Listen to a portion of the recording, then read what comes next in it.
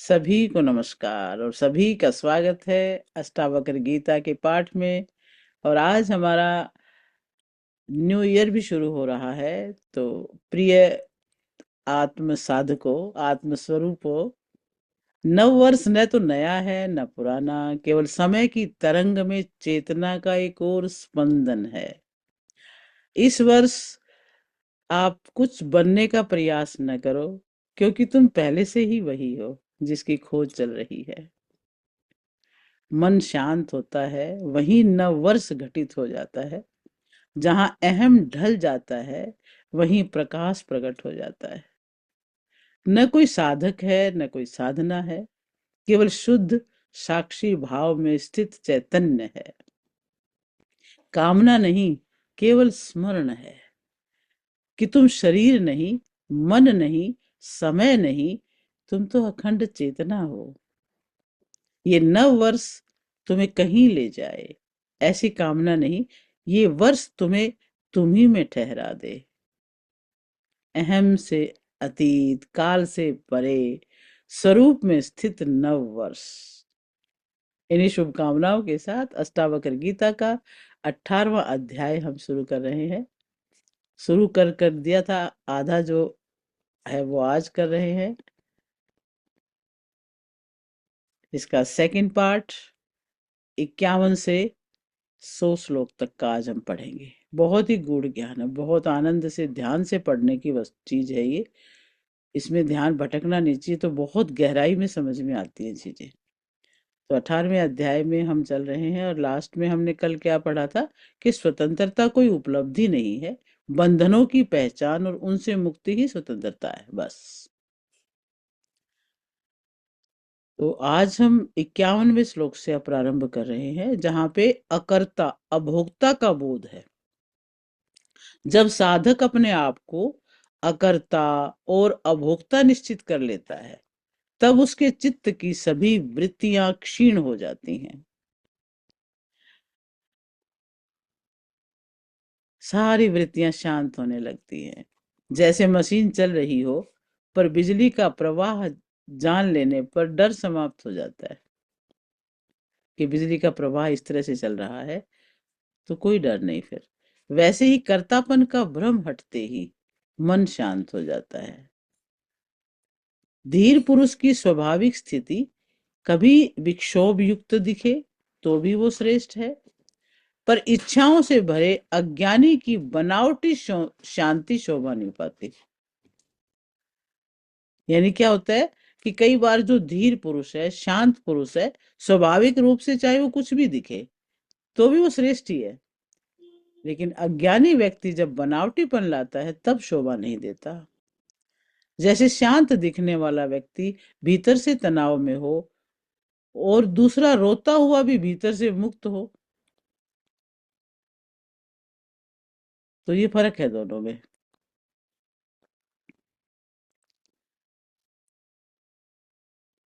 धीर पुरुष राजसी भोगों में भी आनंद ले सकता है और एकांत गुफाओं में भी रह सकता है, क्योंकि वो कल्पना, बंधन और बुद्धि की वृत्तियों से मुक्त होता है। जैसे आकाश, शहर के ऊपर भी वही है और जंगल के ऊपर भी वही है। धीर पुरुष ब्राह्मण, देवता, तीर्थ, स्त्री, राजा और प्रियजन सबका आदर करता है, पर भीतर कोई कामना नहीं रखता, एक्सपेक्टेशंस नहीं रखता। जैसे फूल सभी को सुगंध देता है, बदले में कुछ भी नहीं चाहता। सेवक, पुत्र, स्त्री, नाती या संबंधी चाहे हंसी उड़ाए चाहे धिक्कारे, योगी के चित्त में कोई विकार उत्पन्न नहीं होता। जैसे पहाड़ हवा की सरसराहट से ना हिलता है ना बदलता है। लौकिक दृष्टि से प्रसन्न दिखने पर वो प्रसन्न नहीं होता और दुखी दिखने पर वो दुखी नहीं होता। उसकी ये आश्चर्यमय दशा को उसके समान लोग ही जान सकते हैं। जैसे अभिनेता मंच पर रोता है, पर भीतर से वो जानता है कि ये तो अभिनय है। कर्तव्य बुद्धि का नाम ही संसार है। ज्ञानी उस कर्तव्यता को नहीं देखते, क्योंकि उनकी बुद्धि शून्य, निराकार, निर्विकार और निरामय होती है। जैसे नींद में क्या करना है इसका बोध ही नहीं होता। वो तो हमेशा ही निराकार निर्विकार होने की वजह से उनको नहीं पता चलता कि वो कोई कर्तव्य कर भी रहे हैं, हो रहा है बस। और अज्ञानी पुरुष कुछ न करते हुए भी क्षोभवश सदा ही व्यग्र रहता है, करता भी नहीं है और फिर भी बेचैन रहता है।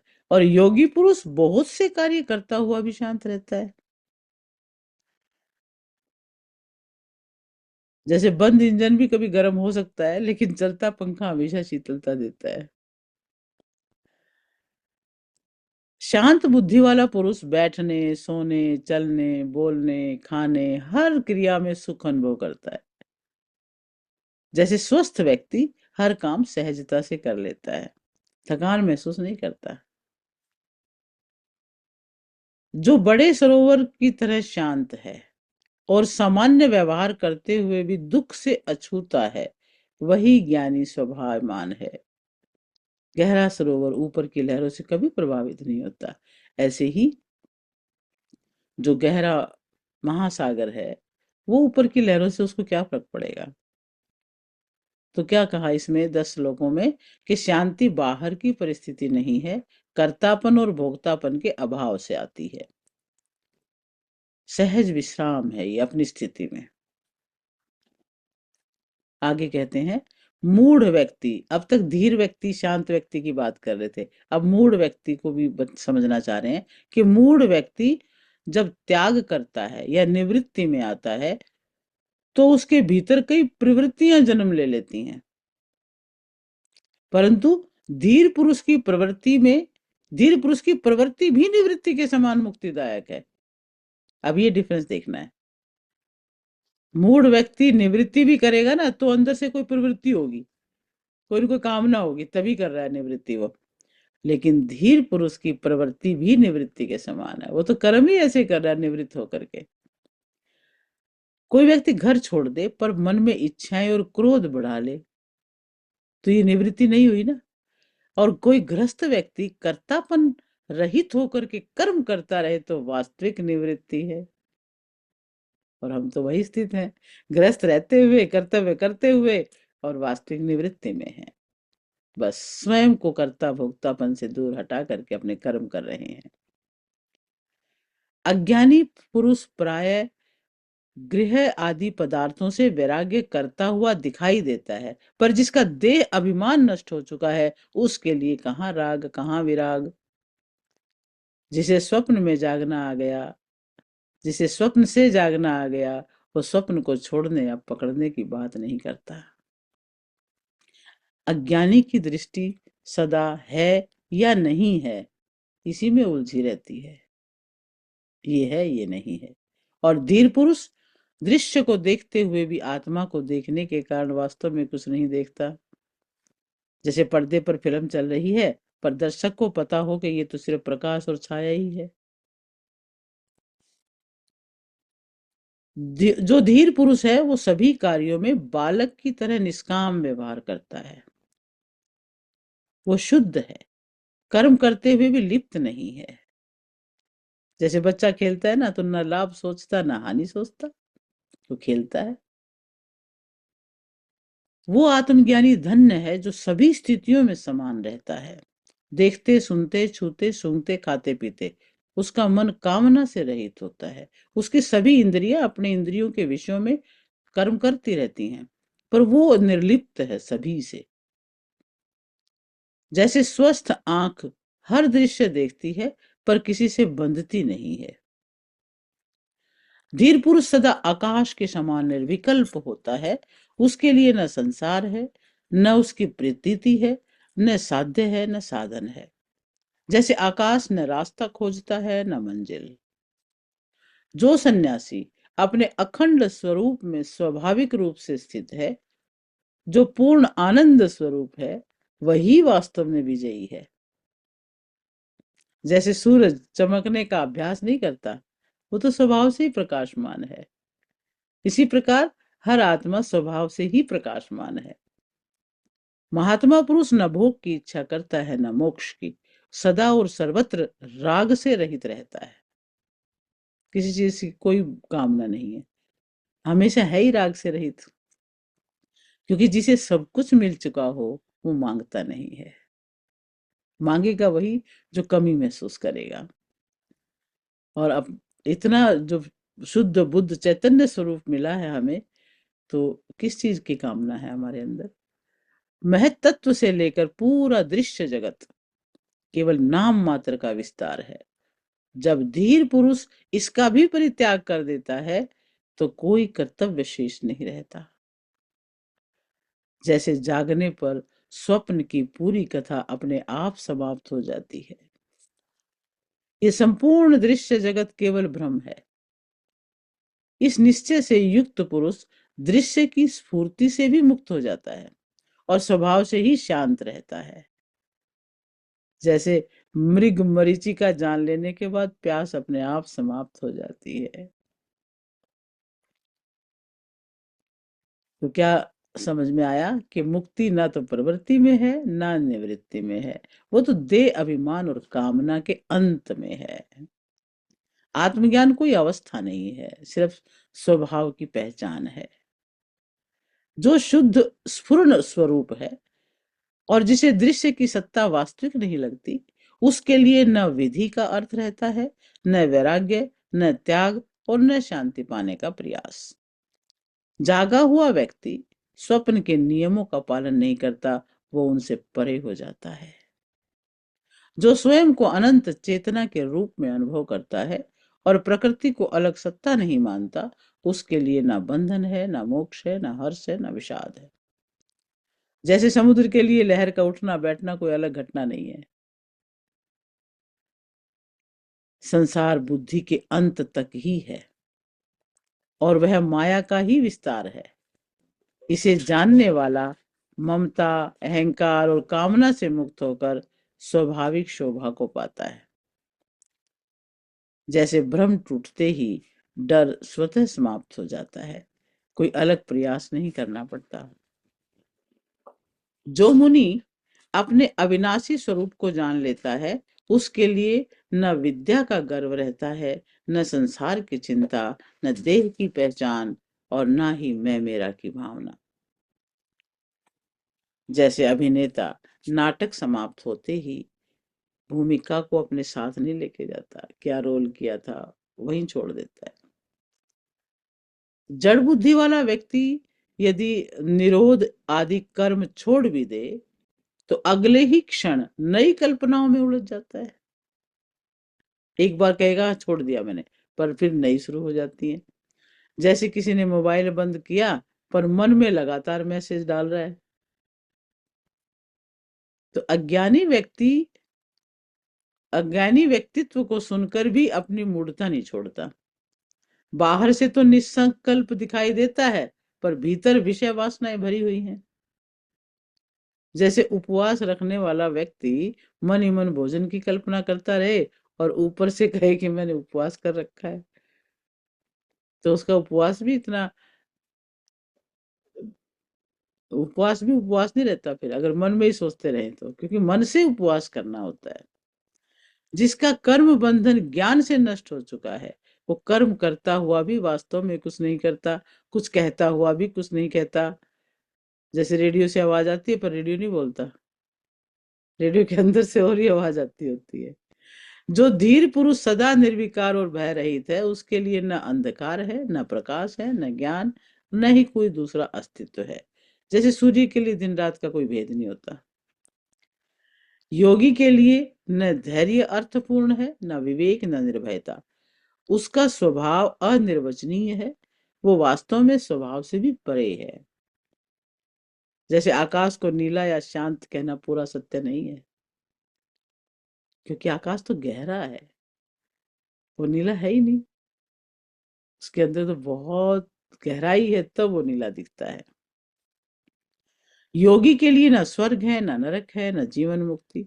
योग की दृष्टि से कुछ भी अलग सत्ता नहीं है। जैसे जागने पर स्वप्न के पुरस्कार और दंड अर्थहीन हो जाते हैं। तो इन श्लोकों में अष्टावक्र ने ध्यान, साधना, वैराग्य, मोक्ष आदि अवधारणाओं को अंततः विसर्जित करते जा रहे हैं। धीर पुरुष का चित्त अमृत से भरे पात्र की तरह शीतल है। वो न लाभ की कामना करता है न हानि का शोक करता है। जैसे गहरा सरोवर बारिश में न उछलता है न ही सूखे से घबराता है। धीर पुरुष न संत की प्रशंसा में उलझता है न दुष्ट की निंदा में। वह सुख दुख में समान, स्वयं में तृप्त और अपने लिए कोई कर्तव्य नहीं देखता। उसका अपने लिए कुछ कर्तव्य नहीं है, लोक कल्याण का कर्तव्य ही उसका कर्तव्य बन जाता है। जैसे आकाश न सुगंध से प्रसन्न होता है न दुर्गंध से विचलित, वो तो अपने आप में स्थित है। दुर्गंध आए सुगंध आए सब चली जाएंगी। धीर पुरुष न संसार से द्वेष करता है न आत्म दर्शन की लालसा करता है न हर्ष और शोक करता है, वो तो उनसे रहित है। लौकिक दृष्टि से वो न जीवित है न मृत है। जैसे गहरी नींद में जीवन की चिंता नहीं होती न मृत्यु की चिंता होती है, तो इसी प्रकार वो जीवन जीता है। जो पुत्र स्त्री शरीर विषयों के प्रति आसक्ति से मुक्त है, जिसे कुछ पाने की प्रवृत्ति नहीं, जो सभी आशाओं से रहित है, वही वास्तव में शोभामान है। जैसे पक्षी घोंसला छोड़कर भी आकाश में निश्चिंत उड़ता है। जहां सूर्य अस्त हुआ सो लिया, जहां इच्छा हुई रह लिया, जो सामने आया उसी के अनुसार व्यवहार कर लिया। इस प्रकार धीर पुरुष सर्वत्र संतुष्ट रहता है। जैसे यात्री रास्ते में मिले हुए जल से ही अपनी प्यास बुझा लेता है। जो अपने आत्म स्वरूप में स्थित होकर सभी प्रपंचों का नाश कर चुका है, उसे ये चिंता नहीं रहती कि ये शरीर रहे या नष्ट हो जाए। जैसे कपड़े बदलते समय पुराने वस्त्र की चिंता नहीं रहती, उसको निकाल दिया बस। ज्ञानी पुरुष संग्रह रहित, स्वच्छंद, निर्द्वंद और संशय रहित होता है। वह किसी भाव में अटकता नहीं है, आनंद में विहार करता है। जैसे बच्चा खेलते समय कोई परिणाम की चिंता नहीं करता, मस्त है। धीर पुरुष की हृदय ग्रंथि खुल जाती है, रज और तम नष्ट हो जाते हैं। वो मिट्टी पत्थर सोना चांदी सबको समान दृष्टि से देखता है और ममता से रहित हो जाता है।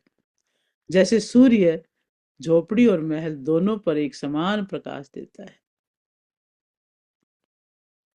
जो दृश्य प्रपंच पर ध्यान नहीं देता, आत्मा में ही तृप्त है और जिसके हृदय में लेश मात्र भी कामना नहीं है, वो मुक्तात्मा है और उसकी तुलना किसी से नहीं की जा सकती है।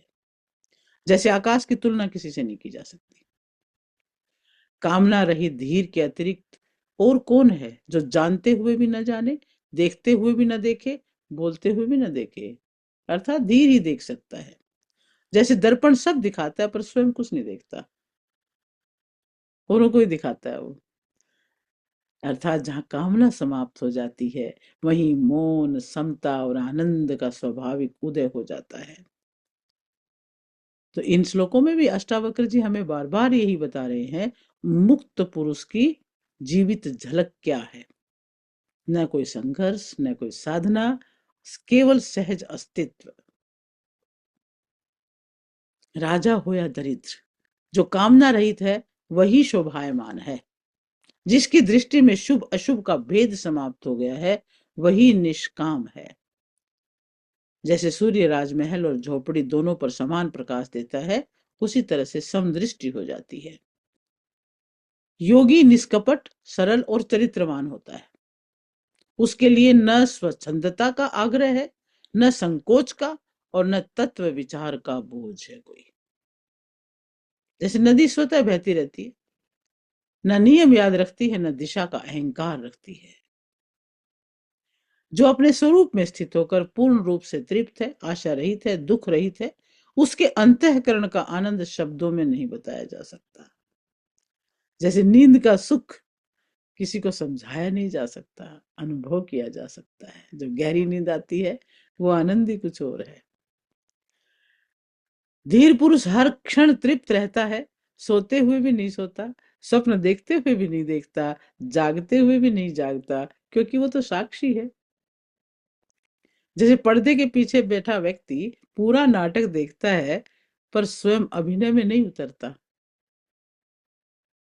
धीर पुरुष चिंता में चिंता रहित, इंद्रियों के साथ भी इंद्रिय रहित, बुद्धि के साथ बुद्धि रहित और अहंकार के साथ अहंकार रहित होता है, जैसे कमल जल में रहते हुए जल से अछूता रहता है। उसका जन्म भी जल में है, जलज है वो, पंकज है वो, लेकिन जल और पंख दोनों से निर्लिप्त है। धीर पुरुष न सुखी है न दुखी है, न विरक्त है न अनुरक्त है, न मुमुक्षु है न मुक्त है। वो किसी परिभाषा में नहीं आता। जैसे आकाश को किसी आकार में नहीं बांधा जा सकता। धीर पुरुष न विक्षेप में अटकता, न समाधि में अटकता, न जड़ता में जड़ है, न पांडित्य में पंडित है। जैसे दर्पण वही सभी को दिखा देता है, लेकिन खुद किसी भी रूप में फंसता नहीं है। धीर पुरुष सभी स्थितियों में अपने स्वरूप में स्थित रहता है। कर्तव्य भाव से रहित होने के कारण शांत रहता है। तृष्णा न होने से उसे याद नहीं रहता कि क्या किया और क्या नहीं किया, क्योंकि इसकी तृष्णा तो थी नहीं। कर्तव्य किया और चल पड़ा आगे। जैसे सांस लेते समय कोई गिनती नहीं रखता,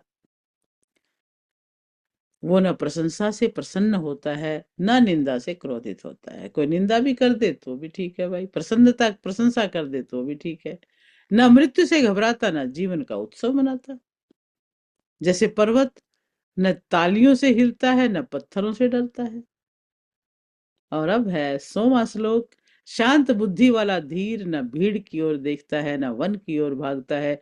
वो जहां है जैसा है उस स्थिति में समचित्त रहता है। जैसे दीपक हवा हो या सन्नाटा, प्रकाश में स्थिर रहता है। अब यही सीखने को मिलता है इसमें कि जहां मैं कुछ हूं भी समाप्त हो जाता है। वही अष्टावक्र गीता का मौन प्रकट हो जाता है। यहाँ ज्ञान नहीं बचता, यहाँ साधना नहीं बचती, मुक्ति भी नहीं बचती, केवल स्वाभाविक अस्तित्व बचता है। और ये अध्याय अष्टावक्र गीता का शिखर माना जाता है। यहाँ न केवल साधना समाप्त होती है, साधक भी विलीन हो जाता है। ये अध्याय हमें ये बताता है कि आत्मज्ञान कोई उपलब्धि नहीं है, जो हम कभी नहीं थे उसका विसर्जन है। इसका मूल भाव यही है कि न तुम कर्ता हो, न भोक्ता, न बंधन में हो, न मुक्त होने वाले हो। तुम तो पहले से ही शुद्ध बुद्ध मुक्त और पूर्ण हो। त्याग, साधना, संसार, वैराग्य, मोक्ष, ये तो बुद्धि की परिभाषाएं हैं। जहां बुद्धि शांत होती है वहां संसार भी समाप्त हो जाता है। यहाँ अष्टावक्र ये कहते हैं कि ध्यान, योग, वैराग्य, त्याग भी अंततः छोड़ने योग्य हैं, क्योंकि जो पाने योग्य है वो तो पहले से ही प्राप्त है। जीवन मुक्त की अवस्था यहाँ बताई गई है। संसार में रहता है पर उसमें छूता भी नहीं है, कर्म करता है पर करता नहीं होता, देखता सुनता बोलता है सब, फिर भी मौन रहता है, न प्रशंसा में फूलता है न निंदा से छूटता है। उसके लिए तो लाभ हानि, सुख दुख, जीवन मृत्यु सब एक रूप हो जाते हैं। तो ये इस अध्याय का मूल भाव है। मैं आत्मा हूँ, ये भाव भी अंततः छूट जाता है। जहां मैं भी नहीं बचता, बचता है परम मौन, परम मौन, परम साधना, परम अस्तित्व। तो अब हम इसी प्रकार के भाव के साथ आज का ध्यान करने वाले हैं। जहां मैं भी नहीं बचता, तो सभी आराम से बैठे ध्यान के भाव में आकर के। सीधे बैठे, कमर गर्दन सीधी, आंखें कोमलता से बंद, और पूरा ध्यान अपने श्वासों पर। गहरे लंबे श्वास लें और छोड़ें। श्वासों को ही देखें, साक्षी बन जाएं श्वासों के। श्वास आ रहे हैं, श्वास जा रहे हैं, और श्वासों के आप दृष्टा बन रहे हैं। तो दृष्टा बन करके श्वासों को देखते रहें। गहरा श्वास लें, छोड़ें, एक और गहरा लंबा श्वास भरें, थोड़ा रोकें और फिर धीरे धीरे छोड़ दें। फिर से सांस भरें, थोड़ा रोकें, धीरे धीरे बाहर छोड़ें और बाहर रोक दें। फिर से सांस भरें, थोड़ा रोक लें, धीरे धीरे छोड़ें।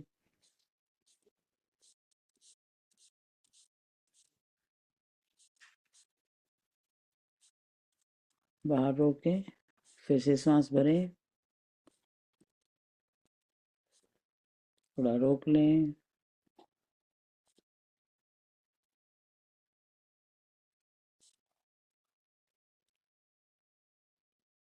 शरीर को एकदम ढीला छोड़ते जाएं।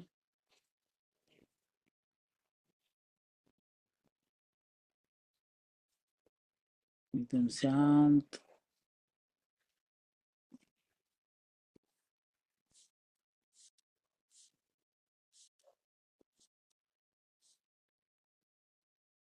एक एक अंग पैरों को देखते हुए पैरों को ढीला छोड़ें, बिल्कुल रिलैक्स।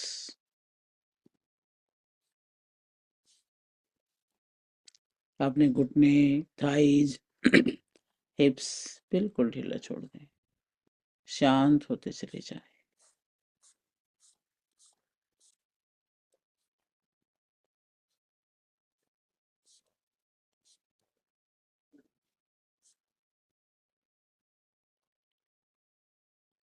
साक्षी बनकर के अपने श्वासों को देखें।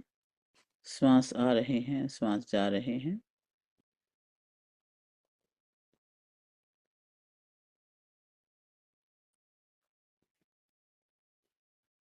मन को देखें, मन रूपी आकाश में बादल आ रहे हैं, जा रहे हैं, पर आप अछूते हैं।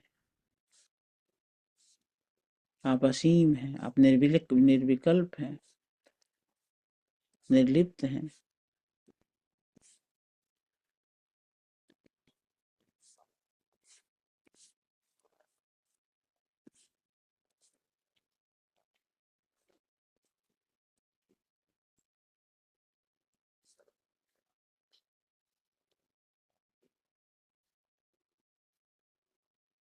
इस साक्षी भाव में ठहरे। शरीर स्थिर है, मन शांत है, जैसे कोई झील है, उस पर ना कोई तरंग है, बिल्कुल शांत। और इमेजिन करें कि आप कोई स्वप्न देख रहे हैं। आपके आसपास लोग हैं, वस्तुएं हैं, घटनाएं हैं, और जो बिल्कुल स्वाभाविक लगता था कैसे, अब धीरे धीरे आप जागने लगे हैं। स्वप्न अपनी पूरी सत्ता के साथ समाप्त हो रहा है। जैसे ज्ञान के उदय होने पर संसार स्वप्न की तरह समाप्त हो जाता है, उसी सत्य को महसूस करें। संसार की सत्ता ढीली पड़ रही है, घटनाएं धुंधली हो रही हैं, अलगाव मिट रहा है, मन में जमे सारे दृश्य स्वप्न की तरह विलीन हो रहे हैं।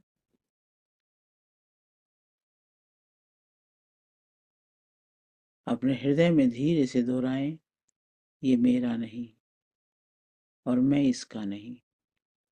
संपत्ति, संबंध, शरीर, स्थिति, सम्मान सब छोड़ दें, भीतर से छोड़ दें। ये बाह्य त्याग नहीं है, आंतरिक विरक्ति है। भीतर से कह दें, मेरा कुछ भी नहीं, मैं किसी से बंधा हुआ नहीं हूं, मैं स्वतंत्र हूं। और एक अद्भुत हल्कापन फैल रहा है, बोझ उतर रहा है, कर्ता और भोक्ता के भाव का भी अंत हो रहा है। अपने भीतर की, अपने जीवन की घटनाओं को देखें। आपने बहुत कुछ किया, बहुत कुछ अनुभव किया, सबके लिए किया, अपने लिए भी किया, पर इस क्षण सत्य प्रकट हो रहा है। कर्म शरीर करता है, ये भाव स्पष्ट हो रहा है। मन अनुभव करता है, पर न मैं करता हूं, न मैं भोगता हूं। अपने भीतर कह दें, मैं तो अकर्ता हूं, अभोक्ता हूं, दृष्टा हूं, साक्षी हूं हर चीज का। मन मुक्त हो रहा है और भारीपन से मुक्ति हो रही है। गहरी शांति अंदर बाहर फैल रही है, क्योंकि बोझ उतर रहा है।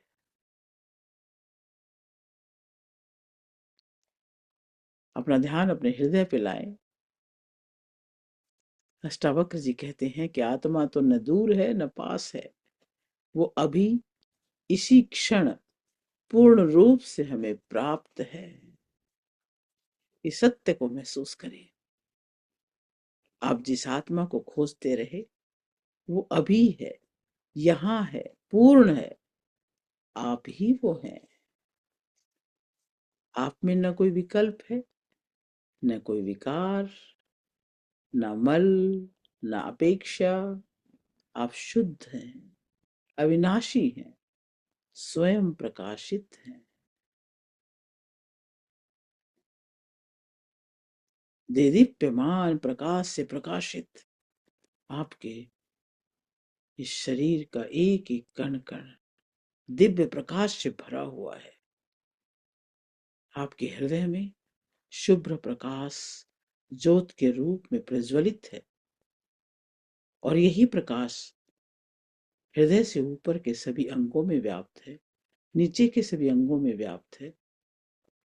आप प्रकाश के ही बने हुए हैं, स्वयं प्रकाश के, निज प्रकाश से प्रकाशित। और इमेजिन करें कि एक दीपक जल रहा है, उसके ऊपर जो भी कालिमा, जो भी धुंध छाई हुई है अज्ञान की, वो धीरे धीरे हट चुकी है और दीपक अपनी पूर्ण ज्योति में प्रकट हो रहा है।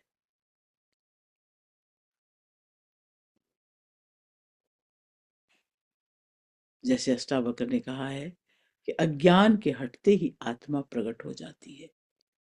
आप अपने हृदय में जलते इस ज्योत को देख रहे हैं, इसके ऊपर से सारा धुंध हट चुकी है और बिल्कुल शुभ्र प्रकाश के रूप में वो प्रकाश प्रकट हो रहा है। ये आत्मा का प्रकाश है। उसी प्रकाश को अपने भीतर महसूस करते रहे। आप ही प्रकाश है, आप ही शुद्ध चेतना है। और इस चेतना को गहरे से अनुभव करें। ओ,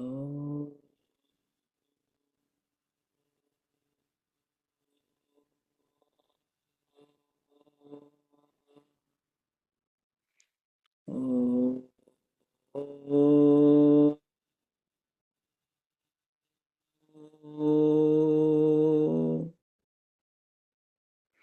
ओ, ओ,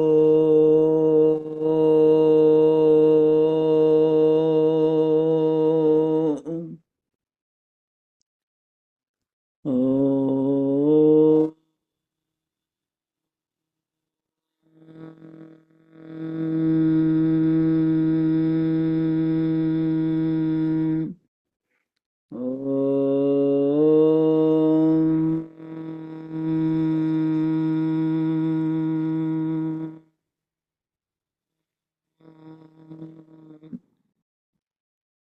आपकी स्थिति ज्ञानी की स्थिति है।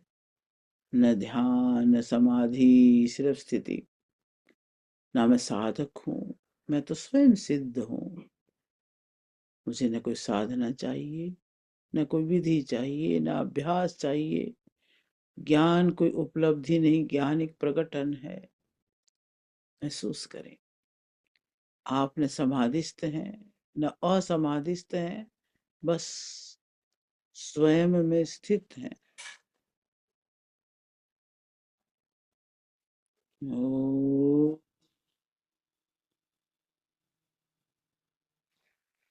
ओ,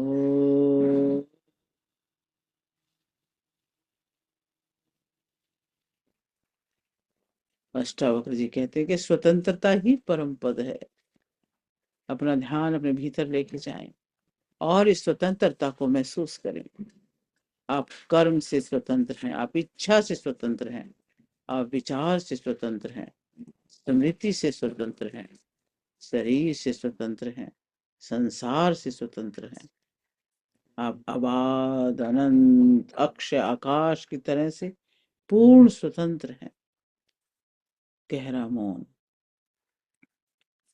आप कुछ ना करें, कुछ ना सोचें, कुछ ना पकड़ें, कुछ ना छोड़ें, बस अपने स्वरूप में विश्राम करें, जहाँ ना सुख है, ना दुख है, ना जीत है, ना हार है। जीवन मृत्यु कुछ नहीं, केवल शांति, मौन और ब्रह्म का अनुभव है। अपने भीतर ही भीतर कह दें, संसार स्वप्न है, मैं चैतन्य हूँ, मैं नित्य मुक्त हूँ, मैं वही हूँ जो कभी बदला नहीं। धीरे धीरे संसार का बोध वापस लाना है। धीरे धीरे स्वाभाविक अवस्था में लौट के आना है। दोनों हाथ अपने हृदय पे रखें और अपने आप को महसूस करना प्रारंभ करें। अपने श्वासों को, श्वास चेस्ट एरिया में भर रहा है और श्वास छूट रहा है तो खाली हो रहा है। अनुभव करें। पूरे शरीर प्रकाशमान है, शुद्ध अस्तित्व विद्यमान है, चैतन्यता विद्यमान है। आप दोनों हाथों को जोड़ें और इस शरीर के जन्म देने वाले उस माता पिता को प्रणाम करें, धन्यवाद करें उनका। ज्ञान चक्षु खोलने वाले गुरुओं का धन्यवाद। और इस जगत की हर वस्तु, हर व्यक्ति, हर प्राणी का धन्यवाद। सभी के लिए मंगल कामना। सर्वे भवन्तु सुखिनः, सर्वे सन्तु निरामया, सर्वे भद्राणि पश्यन्तु, मा कश्चित् दुःखभाग् भवेत्।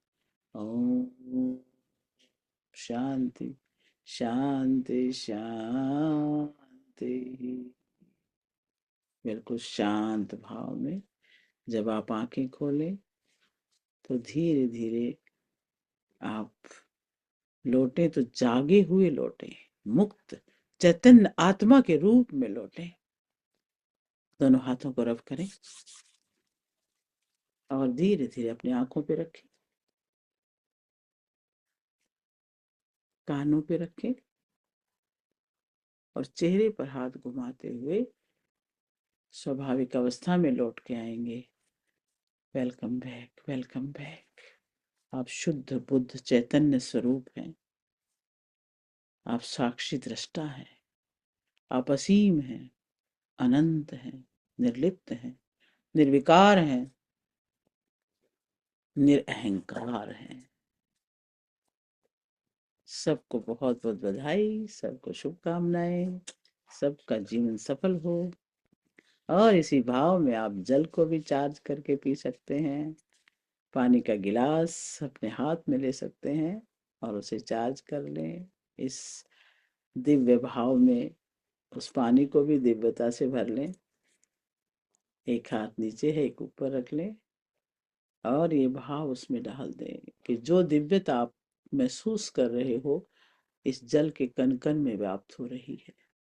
ये जल दिव्य हो रहा है, संतुलन में आ रहा है और सभी प्रकार की शक्तियों से भरा है। जो जिसको चाहिए उस प्रकार की सारी विभूतियां इसके अंदर हैं। 11 बार क्लॉकवाइज हाथ घुमा लें।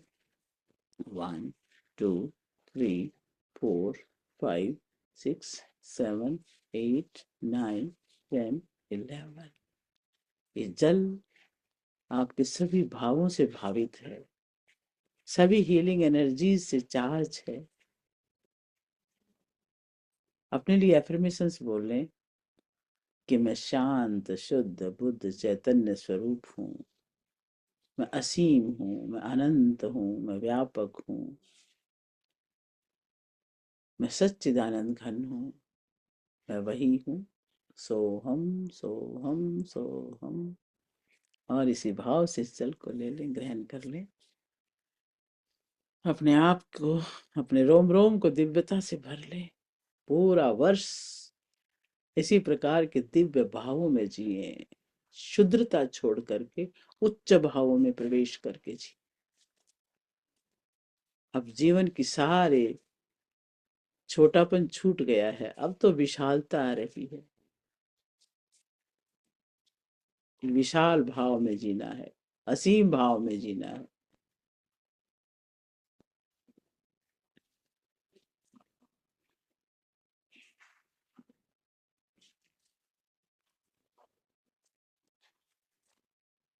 बहुत बहुत धन्यवाद मैम, बहुत सुंदर। मेरा एक क्वेश्चन है आपसे। हाँ जी। हाँ,